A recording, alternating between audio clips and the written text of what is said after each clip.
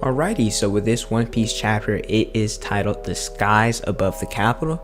Let's talk about it. It released really early today, and I just got back from work, so I'm pretty excited. This started out with where we left off last chapter with Momonosuke struggling with the flame clouds. Originally, Momonosuke, he was like, well, since I can't make my own flame clouds, I'ma just use Kaido's and pull them away from the capital, which, I mean, to be honest, it made sense. Like, if you ain't broke, don't fix it. And so if he couldn't do it, that's the next best alternative. But with Kaido getting weaker, obviously the clouds are going away, and the more they go away, as soon as they're gone, Onigashima is going to drop in the water, and well, maybe not even the water, like on the land, it's just going to drop. And so there's all these people in there, the straw hats, the kid pirates, the law pirates, allies and foes. There's the samurai and the beast pirates, so there's all these people there.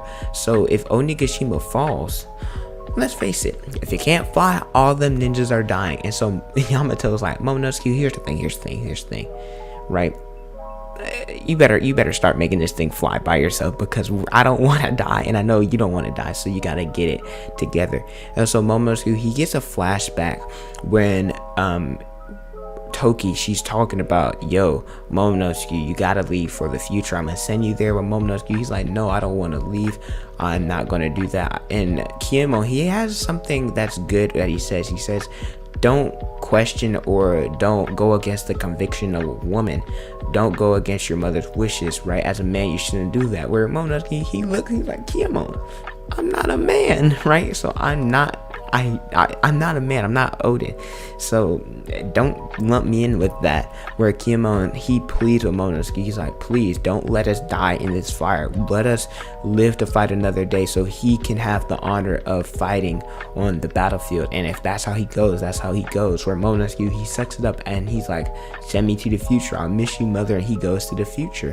Where Momonosuke, he's been through a lot, man. With Kaido and all of this at an 8-year-old boy. Granted, he's 28 now with aging, but still, like, Momonosuke, he's a tragic character and he's been through a lot throughout this entire series. And it's confirmed. We cut back to Luffy versus Kaido after that incident. Luffy can grab lightning. Luffy looked like Zeus out there. He grabbed the thunderbolt, he spun it, and then he threw it at Kaido, and Kaido, he had to dodge it, because you know how fast lightning is, right? It's as fast as the speed of light. And if that, well, actually no, it's not, I'm not going to scale like that, but imagine how fast lightning is, and then somebody who's faster than the speed of light is throwing that at you. That's really impressive, and it's impressive for Kaido to be able to dodge it. And so him and Luffy are going back and forth. Kaido, he sends Luffy back from after attacking him, and Luffy, he grabs onto the lightning rod and he's spinning around like he's a gymnast on, I believe it's the uneven bars, right? He's going and he launches himself back at Kaido. It's a really interesting fight. Now this is important. Kaido, he was around for the Rocks Pirates, so he's, I think, 59. He was around during Roger's era for the most part, and he talks about how the strong devil fruits aren't what lets you conquer the seas. He says hockey is, hence why Roger, he had the world on his heel. Now this is important. I think there was a scene with Crocodile when he talks about there's countless of people like him on the Grand Line, there's countless devil fruits on the Grand Line. Somebody said that, where Luffy's not going to be somebody special just because he has a devil fruit, because everybody who wants to be the king of the pirates, they have devil fruits on the Grand Line. I don't remember who said it, but I'm pretty sure it was Crocodile. And so Kaido, he clarifies that, saying, hey, devil fruits are cool and all, but if you don't have advanced conquerors, advanced version of hockey, then you're meaningless. This is why Roger was able to conquer the seas, because he could do all these things. Where I guess you could say in all his interaction, it's confirmed that Roger doesn't have a devil fruit. A lot of people, I know, they speculate that Luffy, he has Roger's fruit, all of that. But the way my logic was like, well, why would they put Roger in regular handcuffs instead of like sea prison handcuffs if he actually had a devil fruit? So I guess that confirms it. And after receiving a devastating blow to the face, Luffy's coughing up blood, and Kaido, he hits Luffy with a death destroying thunder bagua. Bro, I'm not even gonna hold you. I'm kind of tired of seeing Kaido just using Thunder Bagwas.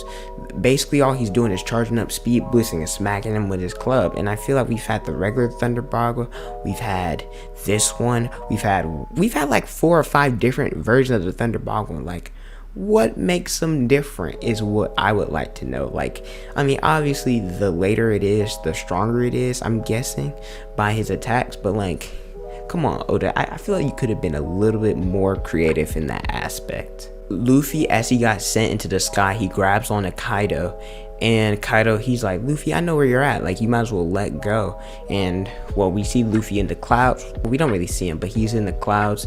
Kaido, he's hitting him with some wind, demolition wind things. I forget, it's the thing that they're kind of like blades, the thing that Kiku lost her arm with, and that the gust of winds that he sent went on Roof Piece. And we cut away from him, we cut to the people of the capital, where they're sending their lanterns into the sky, where it's supposed to be wishing prayers or letting their people who have died watch over them. And something in that aspect where we see Toko, she talks about her dad being Yasui. Hopefully he's watching over her, prayers up to him. And so I'm surprised that people haven't seen the capital or Onigashima in the sky yet. I'm actually surprised by that. But we cut down to the samurai with Hiyori and others, where they're talking about, hey, this is what's going to happen. Either Luffy defeats Kaido and Onigashima, it falls to the ground and we die, or Kaido wins and we're his slaves again and everybody here dies and the people of Wano are suffering. So either it's liberation and we die, or we die and no liberation. So the samurai, they're like, yeah, we want Luffy to win, because guess what, we rather die, because samurai are weird like that. They rather die than lose in some aspects, which this reminds me of like Usopp's situation a couple of chapters ago. He was like, what's the point of you guys believing in death, and Bushido is the way of death? Like, no, live. I want to live, so y'all should want to live and see everything through. You shouldn't have to try to sacrifice yourself for everything, which I agree with Usopp in that situation. I mean, I guess they think their sacrifice is noble when it isn't necessarily, right? Even the Beast part's like, what's wrong with you guys? And Kid, when they said that Kid he looked up, and I'm in my head, Kid's probably like, man, y'all ninjas, y'all crazy. I don't want to die, so I don't know why you guys want to die. And this is really funny, the way Oda wrote it. When the samurais are saying they're ready to die, we cut to Usopp after the water in the basement, where Usopp, he's getting like having water just drowning him and all that. Usopp's running away. He's like, I don't want to die. I just find it hilarious how they did that. And then we cut back to, I am sick and tired. I'm sick and tired of this. All right, I'm sick and tired of him. I'm sick and tired of him. I'm sick and tired of him. Oda, I need you to stop with this. It's very annoying, right? It was cool at the beginning, but we're back with Orochi. He's not dead for some reason, and the rumbling that's going on with Kaido losing his powers, the nail with Seed Prism Stone, it's out so he can transform, and Hiyori, she's in danger. Whoop-de-doo. I'm sorry I'm not like sounding very like happy about that, but I've seen Orochi so many times. I'm sick and tired of it. More likely than not, the two people that's going to save her is either Zoro, but he's unconscious right now, so it's probably not going to be him. The reason I said him, because him and her have a relationship and parallels to Luffy and Momonosuke, how their relationship is. But it's probably going to be Dendro. We haven't seen Dendro in a long time, and he actually saved her a while ago, him and Kawamatsu, but Kawamatsu is with Hiyori on the live floor, and Dendro is the only logical one I think can happen. So I think he's going to save Hiyori.